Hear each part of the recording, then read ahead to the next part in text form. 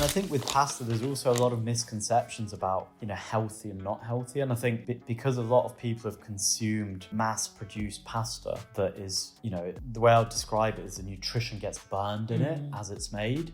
I think that's part of the reason why there's a stigma with, pasta makes you fat, or pasta. It's carbs as well, isn't it? There's a big, I'll give you an anecdotal fact, but when you look at Italians as a nation, they eat the most carbs out of probably all the nations on earth, and they're still very fit. Yeah. And what we've put that down to is the fact that if you actually eat good quality pasta, it digests a lot better than if you eat pasta that's not good quality. Before we get into today's episode, I want to give a shout out to a special sponsor, Sam Lawrence Recruitment. We all know that finding the right people or the right job can feel really overwhelming, and that's exactly where Sam comes in. He really just gets it. It's not just about ticking boxes, it's about connecting the right people with the right opportunities. He takes the time to understand you and exactly what you're looking for, whether you're building a team or taking that next career leap. So definitely get in touch. Trust me, you'll be glad you did. At Getting to Grow, I believe that growth starts with connection. And that's where our sponsor, We Are All Marketing, comes in. I'm super excited to be partnering with Vic and the team over at We Are All Marketing. They're not just a marketing agency, they're storytellers, strategists, and your biggest advocates. Whether you're building a brand, launching a product, or strengthening your digital presence, We Are All Marketing helps you turn ideas into impact. With a personalised, results-driven approach, they ensure your vision reaches the right audience in the right way. Ready to grow your business? Visit weareallmarketing.com and see how they can help you thrive. Getting to Grow is also brought to you by the Coconut Collab. And full disclosure, as I'm sure most of you are aware, I work there, so I know how much love goes into everything that we make. We're all about creating delicious, dairy-free, plant-based treats that do not compromise on taste. From our creamy yogurts to our indulgent desserts, everything's made with coconuts and a whole lot of care. If you're looking for something naturally good but seriously tasty, and my favourite is just our natural coconut yogurt, I have it most mornings with granola and lots of honey. Trust me, you're going to absolutely love it. Welcome back to another episode of Getting to Grow. On this week's episode, we have Andrew McLeod, who is the founder of Emilia's Crafted Pasta. So welcome, Andrew. Thank you. Good to be here. Perfect. So tell me about you and what you were doing before you started your amazing pasta journey. Yeah. So I started in a completely different space. I started Emilias just like sort of a couple of years after uni, and I studied maths at university. Okay. So I was at the University of Bath. Yeah. I did maths. I was probably destined to go into some sort of either a IT career or banking or financial, something like that. And yeah, life just turned upside down, basically. And had you always loved pasta? Yeah. I mean, one of the main sort of things for me is I always have to do something I love. And that's one thing that I've noticed about myself throughout my life is that, it's not about money or other stuff. It's like I have to do something that I feel I can wake up every day and just feel extremely sort of passionate about it, challenged by it, and also feel there's something in the future to do with it, and that it's a bit it's quite unique as well. So I don't want to do something that's like a copycat, or do you know what I mean? Something that just feels very bog standard. And so I've basically loved pasta all my life. And do you have any Italians in the family? I don't know. Okay. So I'm not Italian. Don't have any Italian roots. Although, as I'll tell you a bit more, tell you about Emilia's. I've had a lot of recognition from Italians, whether it's the Italian embassy, and other sort of areas of Italian food culture and government, because of what we've done with Emilia's. So I'm sort of considered to be, I'd say, an honorary Italian these days. But I don't have any background. And so how did so you studied maths? Yeah.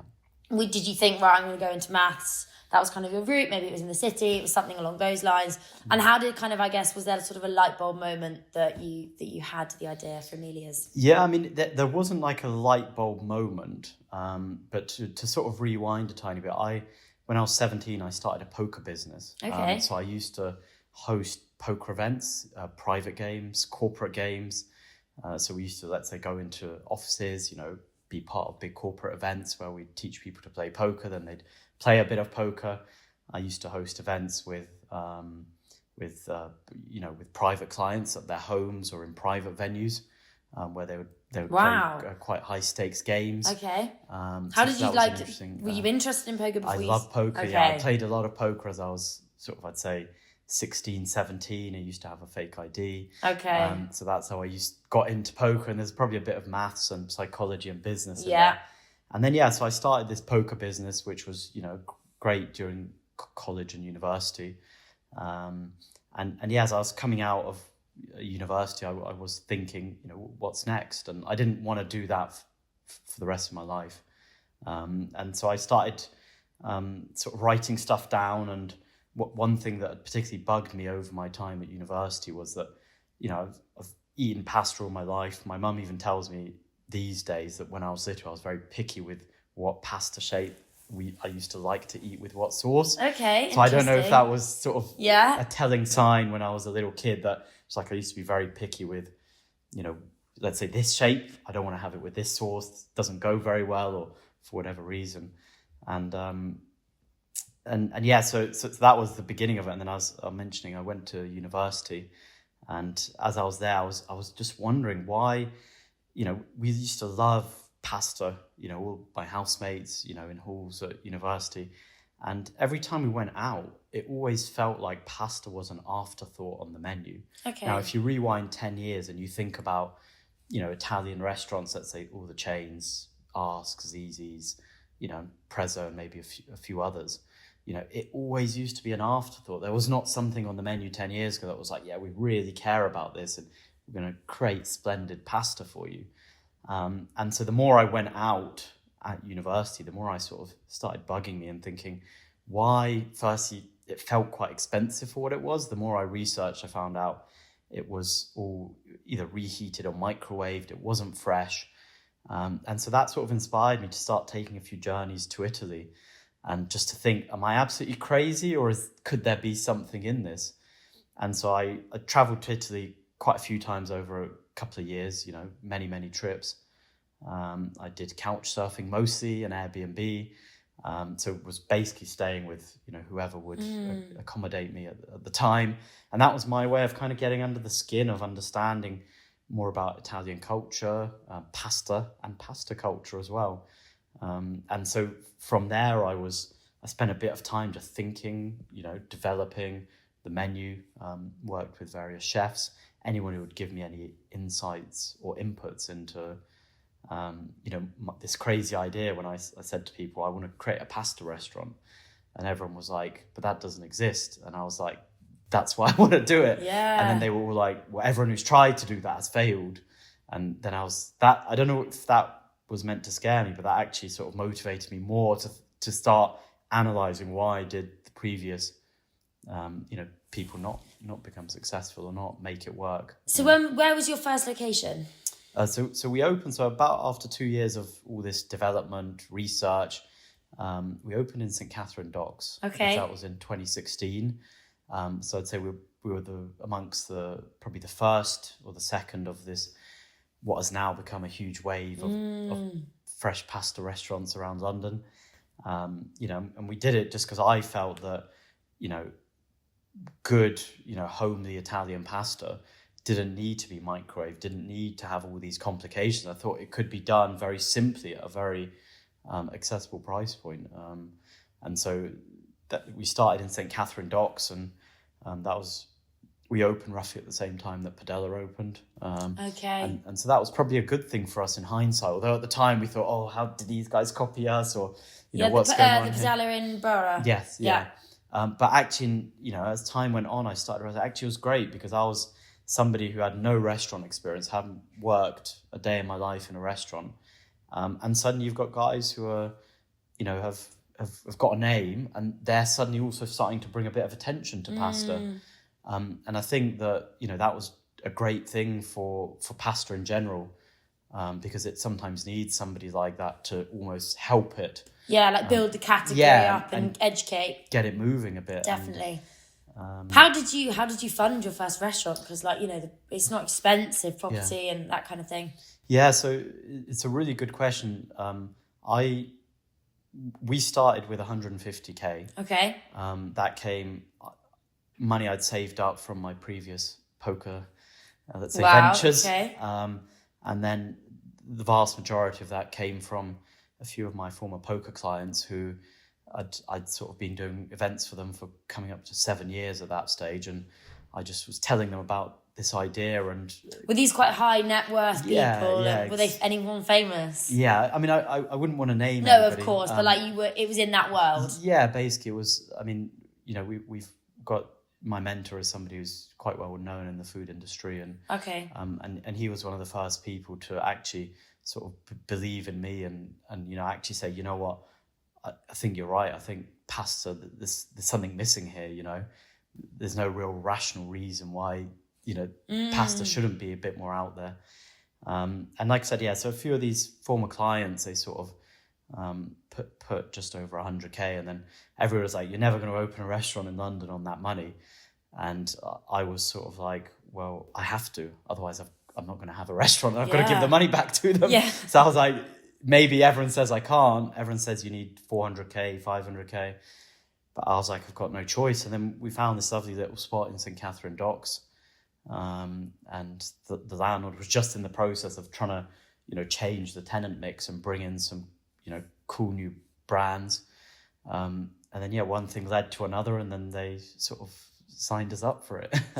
Yes, I have worked in restaurants, and the chefs are manic. It's intense and all this stuff, and I think actually it made me not want to ever have my own restaurant because it seemed incredibly chaotic. Yeah. I think actually for you not having worked was probably like a total superpower. Yeah. Because I think it might have been something where you would have been like, oh my gosh, no, I'm not entering that world. Yeah, definitely. I mean, I think to put some perspective on it, when we first opened, I think it was about 5 of us, and then we hired another 2 or 3 people just after we started getting up and running, basically. And I remember that we worked for the first month. Everybody said to me, oh, when do we come into work? And there was no rota or anything. And I used to just say, everyone comes in every day, and everybody just did it and nobody questioned it until about a month later. And then people started hinting to me to say, I think we need a rota. Yeah. I think we need to start getting some structure around this. And so it was quite ironic. And then we sort of started building from there, sort of how to run a restaurant. But originally, I think it was just quite a few of us just very passionate and thought this was really cool, something quite new but fun and like innovative. And as you said, like you probably had all the energy for it, like you wanted to do it. Yeah. And that makes something fly, right? Yeah. You're passionate about it. Yeah, exactly. And there was something that somebody told me. I mean, it's actually it's a restaurant. I don't know if you know Burger and Lobster, the group. Yeah.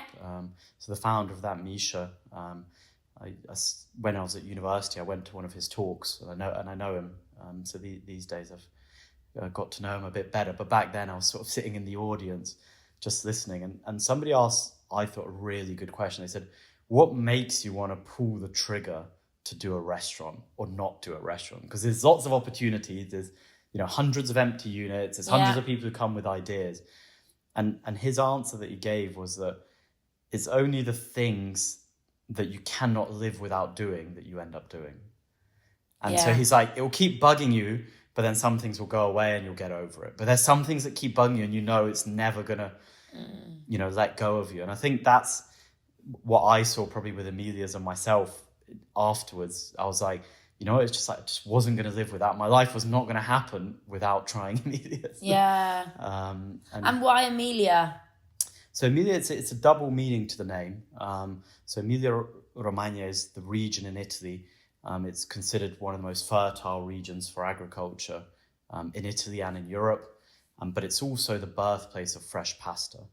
And so for me, we want to create a name that was both, you know, had some, let's say, historic, you know, origin or representation, but equally felt very homely, cute. And so the second reason is it's an Italian girl's name. And so we tried to mix the two together, and that's why we came up with Emilias. I like it. It's a really lovely name, isn't it? Yeah, Emilia? I think, it was to make it a bit soft, you know, homely, and hopefully to feel like it's, you know, you're coming into sort of Nonna's kitchen. Yes, of course, type feeling, yeah. And in the start, so with your first restaurant, before you kind of expanded into a few different locations, what were some really big challenges that you had to overcome? In the early days or sort of after the first restaurant, or both? Both. I would say to open a restaurant in London is probably, to open your first restaurant is one of the most extraordinary tough things I think you could ever do. I mean, you're dealing with a property market that is extremely competitive, that has, a huge amount of local brands, international investors, people who want to franchise. So that, number one, I'd say that getting a decent property is more than half of the job, basically. And if you think about property as, well, nobody wants to give a nobody a property, because what if they don't pay the rent in 6 months? What if they disappear one day? So there's huge risk for a landlord, especially in central London, where, most of the properties are owned by either, investment funds or high net worth, people who are very experienced in this game.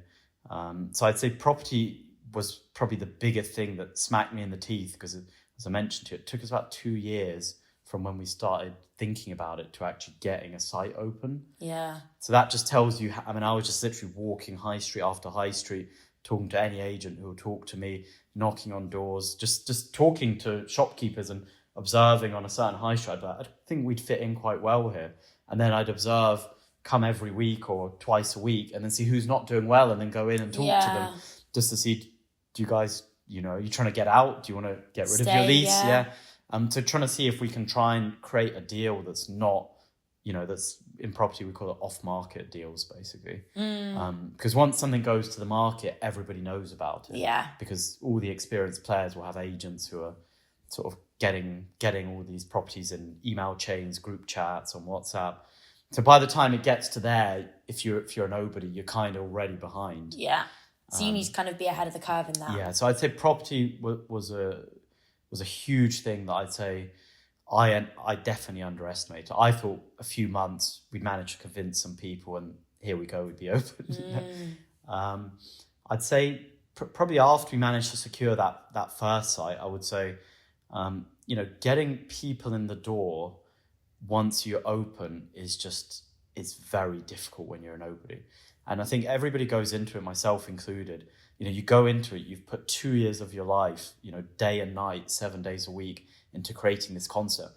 And you just yourself know how much you've put into it, that you believe that everybody else knows that as well. And so you believe, I'd say I was a bit deluded, and as are many others, when you go through that, and you just think that, look how much love has been put into this. People are going to see that. Yeah, of course. And then you open your doors, and then no one pops in. Yeah. And then you're sitting there, and the first couple of months, I remember sitting there, there were some nights where we would serve two people for the whole evening. Really? But those were the days, I'd say, that shaped me. Although, like, at the time, they were gruesome, because you're literally working 7 a.m. to midnight every day. And you're like, oh man, like, it's just not good enough, And you're like, where did it go wrong? Yeah, because also the prep, right? Like, you're dealing with fresh ingredients. Yeah. So at the start, there must have been an element of waste, because you couldn't help it, because you had to, of course there are walk-ins. Like, yes, I like to book sometimes if I know that I'm going to be in that certain area, but sometimes I don't know, and I might spontaneously be like, oh, let's go grab some pasta tonight, and I wouldn't have had a booking. Yeah, and so that was the other thing in the early days, was that we had no visibility. Some days 20 people would be in, some days 10, some days, as I said, 2 people would be in. And so because at Emilia's, we make everything fresh, start to finish, at each restaurant, that means there will be wastage. I mean, fortunately for me, what I used to do is just bring the food home, give it to my mum, give it to my brother, give it to other people, so it wouldn't actually go to... It's a waste for the business, of course. But it wasn't... it didn't literally go in the and so for us in our family, we've always had something that we don't like throwing food away. Yeah. So we used to just... My mum used to sometimes pop in, take the food, because when there was a lot of it, she used to, take it, give it to some friends. Yeah. I guess the benefit of a sauce, though, is you can freeze them, right? You can, but we don't. Okay, it's really, really literally everything's made. Correct, yeah. So that was part of our ethos from day one, was that, that was one of the things that I felt was really missing in London, was that I thought you had high-end restaurants where you could get good quality, fresh food. But when you went more to the sort of casual dining area, I felt that, a lot of the food was highly processed, and, a lot of people would go into these restaurants thinking that they're getting, good quality food. Yeah, it's actually the same quality as a ready meal that you're getting from the supermarket. It's just somebody served it to you and somebody's washed the dishes for you. Yeah. But in reality, that there's not too much difference. Yeah. Between it. And yeah, so going back to your question about challenges and the early days, and I think that was the second thing, is how do you actually get people through it? But I think that also shapes you as an entrepreneur, because for me, when that happened, is I had to dig deep in myself to figure out like how do we get people in? How do we get people excited about us? And then we tried one thing, we tried another thing, we tried another thing. And then of all those things, we don't know which one worked. But then within a few months, suddenly we were getting busier. And it got to a stage within a few months where we were just so busy that we couldn't cope, Which is amazing. And that was a great problem to have. But this is just with one location at this point. Yes, correct, yeah. But then if you don't go through those, tough times, you almost don't feel like you deserve to have the great times after. You can't appreciate the highs after you've had the lows.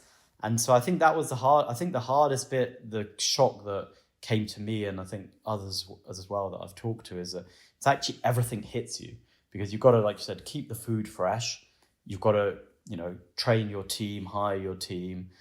You've got to essentially deliver to every ticket that comes to order. So you're literally like running a live theatre or a live show.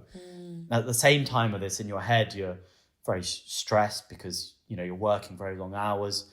You're worried about a huge number of things, whether it's people or team or financials or marketing, or are we going to make it work or not? And I think it's a combination of all of that hits you when you launch a restaurant at one time. And I think either you sort of figure it out or you sink, basically. Yeah. Because there's a lot of people I know who have extremely successful restaurants, but they quit because they just couldn't, figure out how to make it.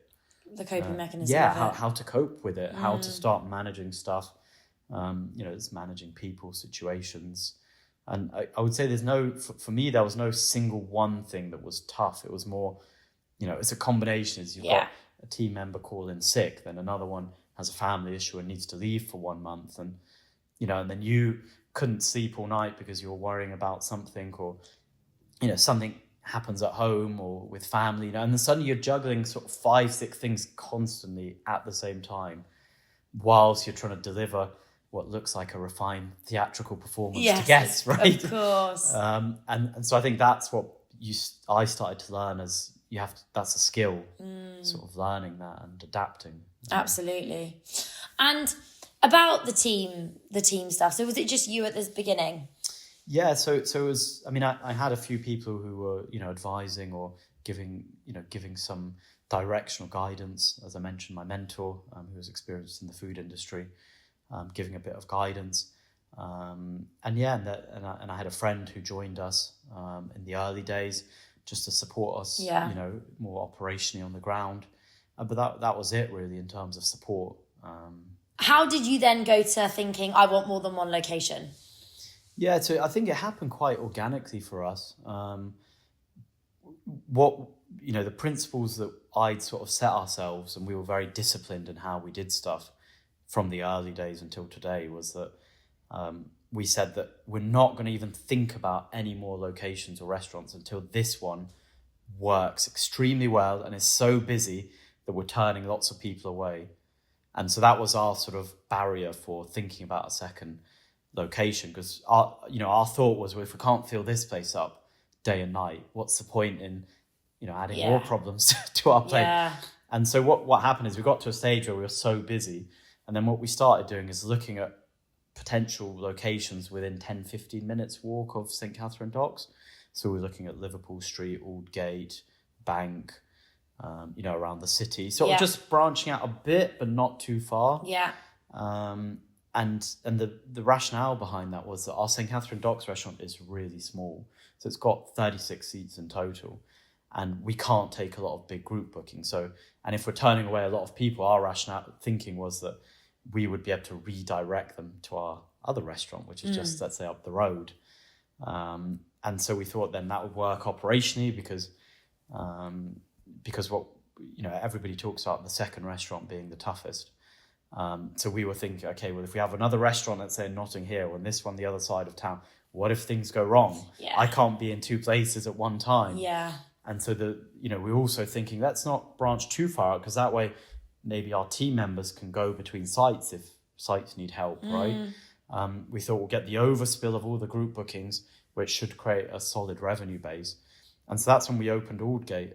We found a good site. It's about 10, 15 minutes up the road, sort of a completely different area, but it's quite close by. We managed to get a really good deal on a site there. And then we opened that up. And again, that site was actually different because it was just busy from day one. Really?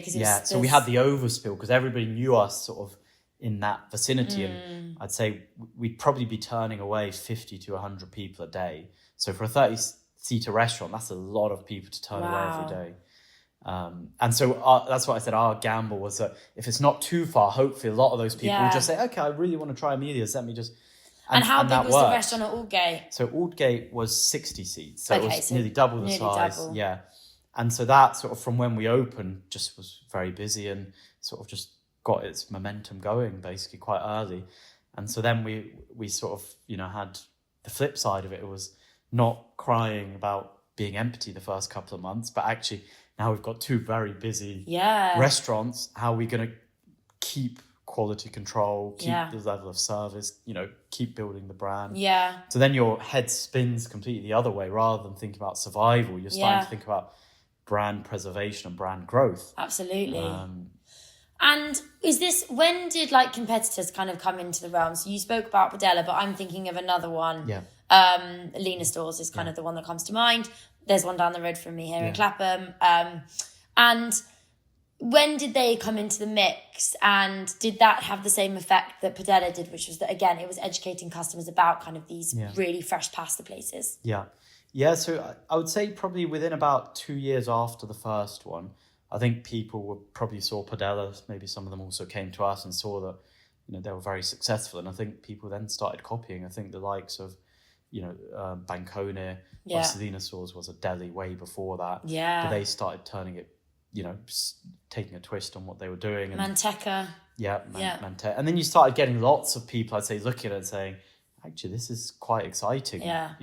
But they only have, other than Lena Stores, am I right in saying that Padella has one location? No, 2 locations, yeah. Oh, they have 2 locations. I didn't know that. Where's their other one? Yeah, in Shoreditch. Oh, okay. Yeah. I didn't know.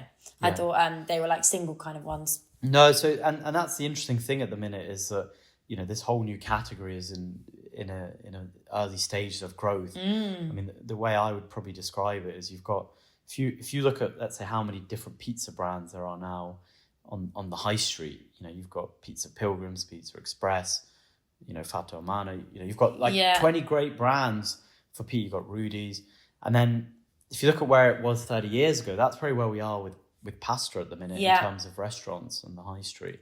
Yeah, it's one of those dishes that you just can't go wrong with.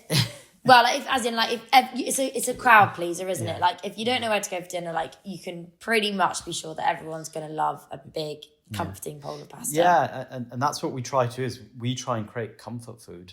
I mean, that's the mission, basically, is to create, I'd say our tagline is we call it fresh, soul-warming pasta, just like Nonna's. Yeah. That's what we have as our slogan, you could say. And where do you source your pasta? You said it's made so your all flour. our pasta is made freshly every morning in each of our restaurants. So if you walk past any of our restaurants in the morning, you will see a dedicated pasta station where the chefs are making the pasta and then leaving it to dry. So that you'll see in every single restaurant. So again, my thinking behind that was always, well, let's not just say that everything is natural and fresh. Let's show people. Yeah. And so all our restaurants have fully open kitchens on one level with the seating. Yes. So I noticed that actually on that's Monday. my way of saying, well, listen, if you don't believe us, you can read, because a lot of brands, talk about their marketing. Come to each of our sites, watch it all happen. See for yourself. What do we do? What do we not do? But that's our sort of pledge, is we will always be honest about how we make our food. And that's a very important thing for me at Emilia's, is that, especially in this day and age now where, there's a huge sort of arguments between processed foods and the pros and cons of different types of food. I think, from day one, we've tried to champion, fresh food that's made on site. It doesn't have food miles. Like, it's not made in a factory and then, moved over like many restaurants or many restaurant brands in the UK. All of our food has 0 food miles. It's made fresh on site. So that's our sauces, our desserts, and our pasta. Our bread we get from a local bakery who supplies all our sites. And our gelato we get from a very small supplier in the Italian Alps who make natural gelato. That's our only 2 things that we bring in. Everything else is made in our restaurant. That's amazing. So you can come and watch it, yeah. Yeah. And I was very lucky to try the Baker Street location on Monday, and the pistachio pesto. Yeah. Oh, that was divine. The bolognese. I love a good bolognese. Like, I remember going to uni and I was very lucky. My godmother's Italian. Yeah. Okay. So I've grown up with a lot of meatballs, a lot of tomato sauce that's been simmering for hours. Like, none of this rushed stuff that you see. Yeah. And I remember going to university, and as I said, I'd been very lucky growing up with that. And a lot of people kind of making this bolognese and just putting the beef in a hot pan and then the sachet sauce and then tin tomatoes, and I would be like, what are you doing? What is going on? And cream and carbonara, absolutely not. But I was very lucky. I had very good food growing up, and I know that. But that's that difference is so I could tell straight away when I went there. Your food is divine. I think you've been very lucky. You've had an Italian godmother. And I think one thing that is great about Italian people in general is they do have very high standards for food. Everything. And I think that's she takes no crap from my godmother. Her standards are very high. Yeah, and I think we could learn a bit from that maybe in the UK in terms of sort of having those standards for whether it's freshness or quality. And I think it's great to see in the UK that people are more and more interested in this stuff. And people are starting to take a greater interest in where is my food from, how is it made. I got a little booklet about this when I sat down in your restaurant, all about your sustainability, that I was reading through, and it's really nice to have had that to learn about the food I'm eating. That's also part of our journey a bit. Is it's about sort of sourcing from suppliers that we think share similar values to us. I think that's important. It's also because our food is very simple. If you look at even the pistachio pesto that you mentioned, it's only got about 4 or 5 ingredients in it. That's it. And we don't use any. So we have something internally that we never use any substitute cheeses or anything. So if we have vegan or vegetarian food, we always make it with nuts or herbs or vegetables or combinations of these items. Yeah. And that's again part of our pledge to make sure even all our vegetarian vegan food follows the same values. Because recently I think there has been increasingly that there are substitute, let's say, meat products that although it's great that we're thinking about eating more plants, a lot of them are also very highly processed. So then you've got do I do a good thing in one way but do a bad thing in another way? And so for us it's trying to hit both of those and say yes.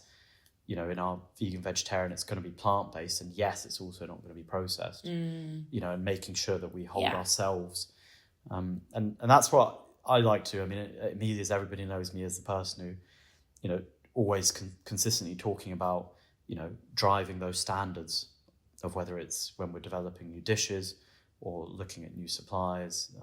It's making sure that all of that hits a very high standard. I think as well, that's what you've built the business on. So the minute you kind of lose that value and what you go after, it's not Emilia's anymore, it's something else. So it's very important to stay true to the value of the business, because that's what makes you guys you. Yeah, exactly. And I think that's also probably what makes us very different to a lot of the other pasta brands. A lot of our competitors, I won't name them, but they all use central kitchens. They make their food sort of more in factory-based environments, and it's more just assembling it at the restaurant. And for us, that's cheating. That's not what we stand for in our values at Emilias.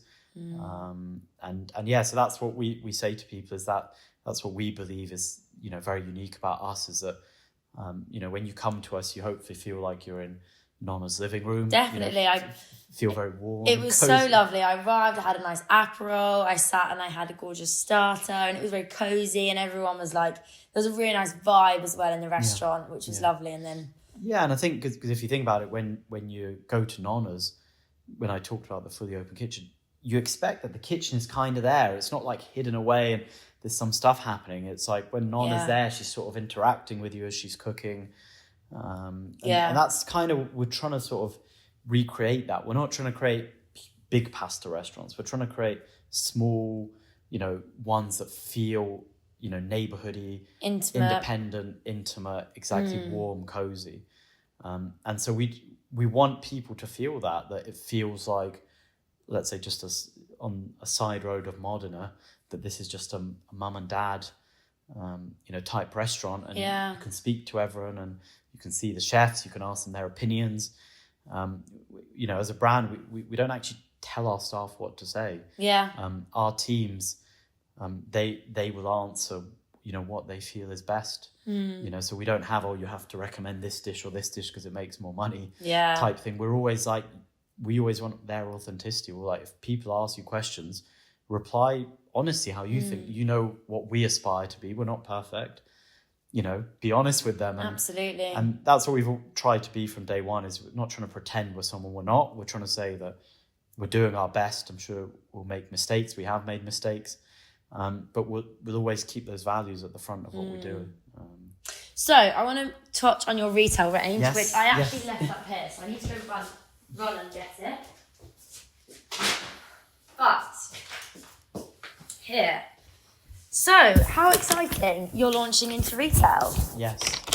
Yeah. So retail is an interesting. Oh my god! I love the packaging. It's so craft.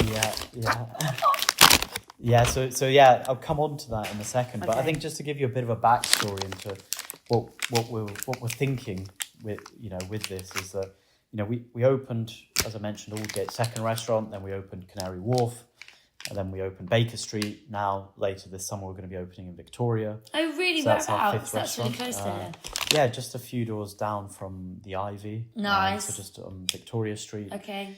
And so over the years, basically one request that we've increasingly been having across all the sites, through the hundreds of thousands of people who visit us, is that we love what we stand for as a brand, and we love your pasta, but there's also nothing to take home, because some people might live an hour away from the restaurant or live in a different city, right? And might just be in London, to see their family or friends. And we've had sort of so many requests just to say, listen, we love what you guys stand for as a brand. Can you guys make products for home for us with the same values, in terms of, natural ingredients, quality ingredients. And so that's where sort of over the last couple of years, sort of then I started setting out on a different mission. And almost the reason I love sort of setting this up is because it felt like I go into startup mode again. It's just me, brainstorming, planning, thinking, this whole new sort of area, I'd say this whole new startup within Emilias. It is. It's like business, a little new mini business. Yeah, it's completely different. Yeah. So we've got our sort of 100 people in the restaurant team, and this, when I was starting, it was again just me, just on that little journey, trying to figure it out. And so what we wanted to do with that is to create an at-home range of products, which we're looking to grow in terms of this, just an initial range, so that you can, same as with your pasta, with sauces, with other things relating to eating pasta at home. You can experience that because you love Emilias, but you also can't come, every day to Emilias. And that's how we set out and to launch this. And so this is our initial product launch. We soft launched come the back of last year. We launched into retail at the beginning of this year. When you say retail, where are you? So we're in a whole range of now specialty food, farm shops, and other specialty retailers. And how was that, finding out like the routes to market? Did you have to join up with wholesalers, like that kind of stuff, or did you deliver direct? No, so we actually we had a couple of approaches from the biggest supermarkets in the UK to say, can we stock this basically, or can we have conversations about this? We actually said to them is, we want to wait 12 to 24 months before having any conversations. And for me, what I wanted to do was to learn about our product ourselves before we put it into hundreds of stores, basically. And so the route we've taken is just one of learning and slow growth so far. And so at the minute, I think we're in about 20 plus stores. We've only been launched for 3 months, hopefully going to be in about 100 plus within the next 3, 4, 5 months. And so, yeah, we're looking to grow that. But what we want to do is part of, sticking to our values is also means we control our own fate. And if we were to have, let's say, a big supermarket like Sainsbury's or Tesco list us from day one, they would control 90% of our sales, which means they would, if they wanted to change stuff, we would kind of be at their mercy, to change it. And so for me, that was important, that we don't lose our independence. Yeah. Which is why we thought we do want to maybe go in the future, but not before we think we have a solid base and foundation. And so that we feel that's an addition to the brand, not something that we feel could choke the brand. And what about, interesting actually, I've just thought about this.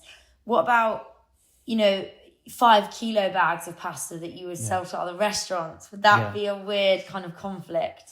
Yeah, I mean, I think it may be something to think about in the future. I think for now, what we're really focusing, we've got, pasta when you go out type thing, that Italian cultural experience, and we want pasta at home. Those are really the only 2 main areas at the minute that we're focused on.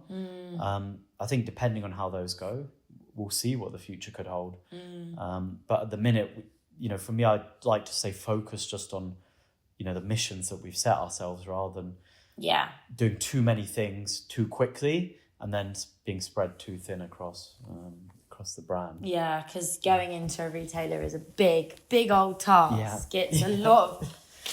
Yeah, you're right. You are at the mercy of them because they do dictate a lot of your, where your product is on shelf and the kind of outlets that they put you in and the store numbers. So, yeah, you're right. It is. Yeah, and that's one thing I would say for any people who are thinking to launch their own FMCG brands or things like that, is that we have learned so much just in this first 3 months of doing it ourselves. And it takes a lot more time and effort to get listings when you're going at it 1 or 2 at a time. But what you do is you start to learn a lot about how buyers think about stuff. You learn more about your competitors. You learn, the nitty-gritty details about why certain things work, why certain things don't. You learn a huge amount about positioning in retail stores, where on the shelf, the marketing element of retail. So for me, this is a big learning curve that I want to go through before we have those conversations. Because I feel that that partnership will be far stronger in the future with a bigger retailer if we know what we're doing and they know what we're doing. Whilst if we're just at their mercy, they may be happy in the short term, but ultimately it probably won't work out in the long term. We have to know where our product is, who it's good for. One of the key things that we've seen with our product is that, especially in shops where the demographic is young professionals under 35, that's where we sell, like crazy. Because like you said, I think when people see our pack, I mean, I don't know, what do you think? Give me your emotions or feelings when you look at that. Firstly, it does feel like craft and organic and special because of the packaging. It does feel it feels premium as well. I know I've picked up something that's going to be delicious pasta. It does remind you of invite the girls over. I want to have this with friends and have that kind of feeling to it. But also if I'm really treating myself, I'm on my own and I've had a busy day, it's that time to open this kind of pasta as well. That's incredible, because that's exactly everything we want to evoke. Is that, what we felt is that just like with restaurants, it was an afterthought, is, in that retail space for pasta. If I ask you just, what brand can you relate to that you buy in the supermarket, for pasta?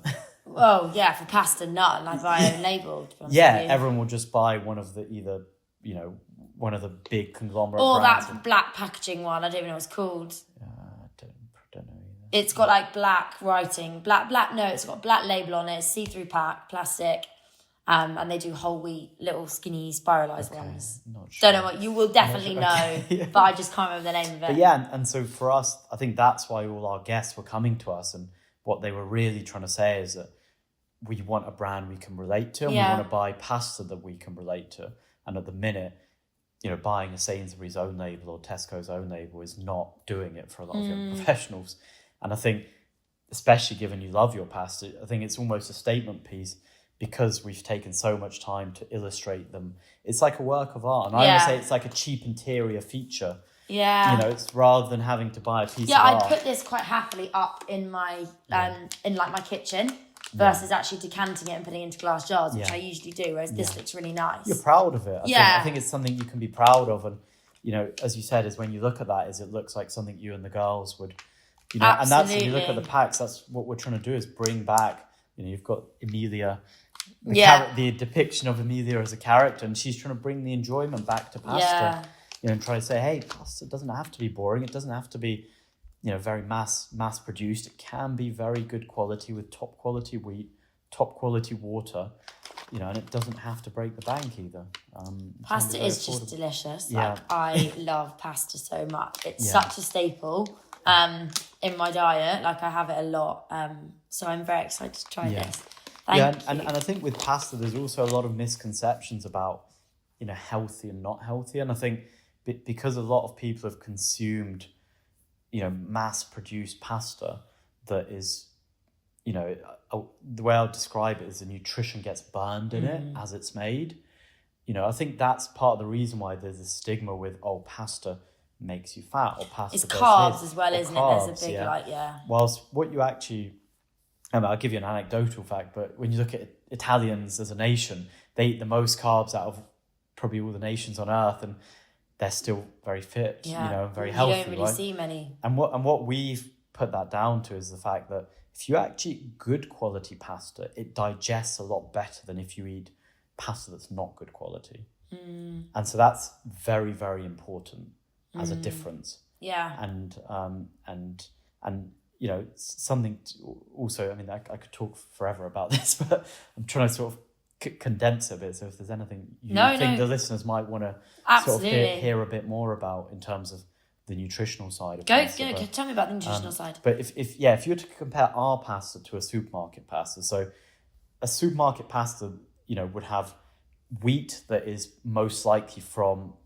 Brazil, Russia, Ukraine, or somewhere around the world. Our pasta is just Italian durum wheat. Now in Italy, the reason why that's so significant is in Italy there are laws and the Ministry of Agriculture has protocols that are put in place to govern, the wheat that is produced in the country, to ensure that, there's no chemical pesticides, there's no, other nasties that are put in the soil, and that, the agriculture is regenerative, so that, for decades to come, Italy is going to harvest wheat. And so that's number one as a starting point. That's probably the most important thing in your pasta, is the quality of the wheat.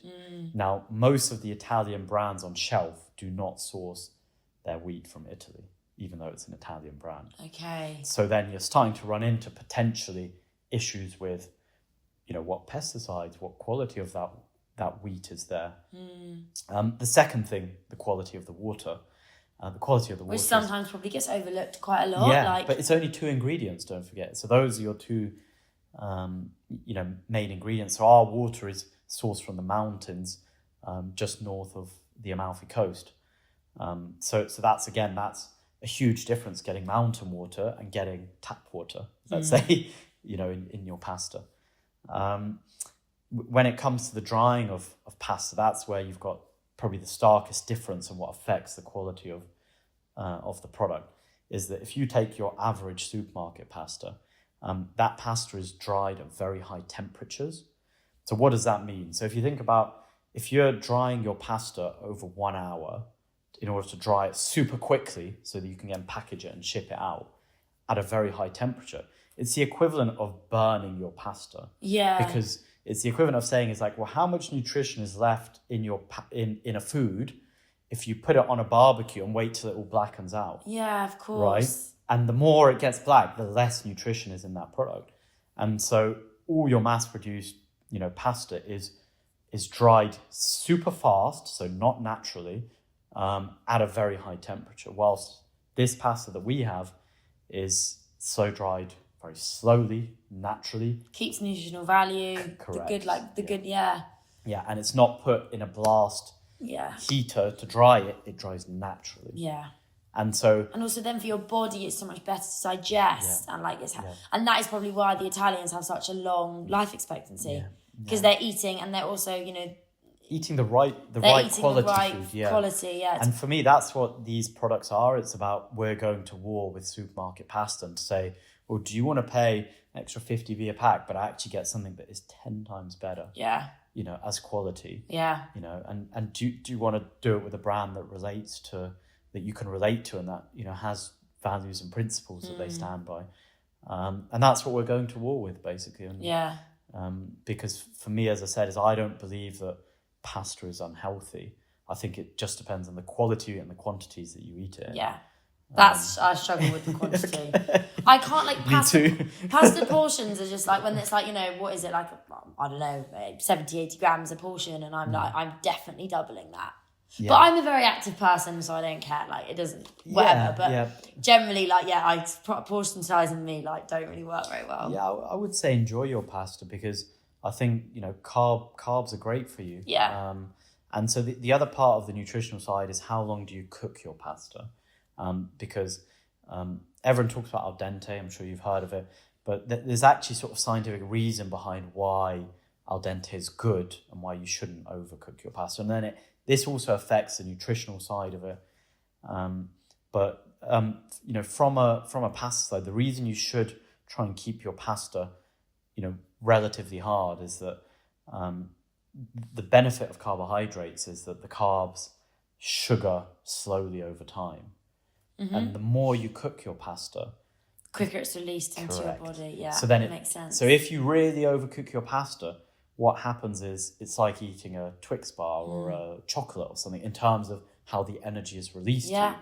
And so people who, let's say, who overcook pasta that's bad quality, you can start to see how that combination can create issues for digestion and other things. And the other, you know, fascinating thing that I found with Italian pasta is that when you actually have something you can chew, your mouth releases saliva, which helps break down, you know, what you're eating. So in the case of pasta, if you eat it al dente, you have to chew more, which means there's more enzymes coming into that to help break it down in the digestive process.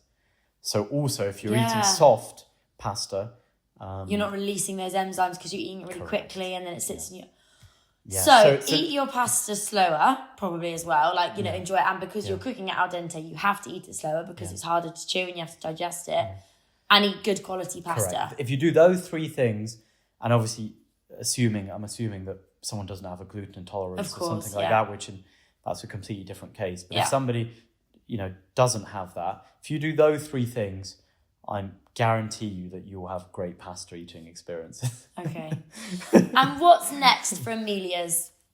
What's next? I mean, we've got a lot sort of planned that we want to do. I think we'd love to grow further. You know, we've got plans for growth. But for me, it's very important that we grow in a way that doesn't compromise the brand. And if anything, what I like to say is we want to deepen the brand as we grow. Yeah. So create more meaning, make things better as we grow, not scale and lose the quality as we scale. Yeah. And so that's been at the center of why so far we've grown very organically. You know, we've grown quite fast, but we've grown organically. Yeah. And so we'd like to continue that, and we'd like to keep growing. We want to, you know, keep spreading our love for pasta with more and more people, and, you know, hopefully trying to make it fun again for people to enjoy pasta and not to think, oh, it's going to cause me a tummy ache, or it's going to be difficult to digest. And maybe some locations outside London at some point? Yeah, potentially. There's potentially that nice. As well. But I think, again, part of what we do is it's like we want to do stuff naturally. Yeah.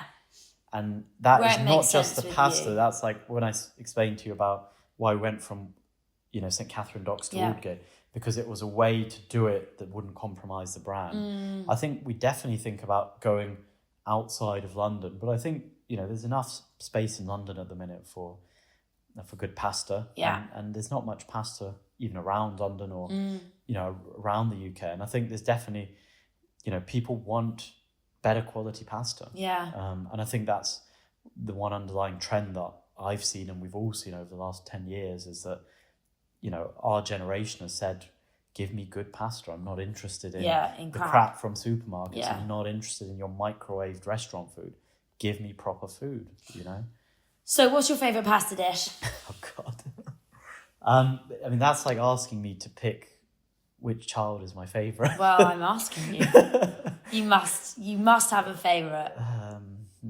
Or sauce as well. Like, what's your go-to? So I would say my favourite pasta depends on my mood. Okay. So if I'm very hungry, I think definitely a ragu. Yeah.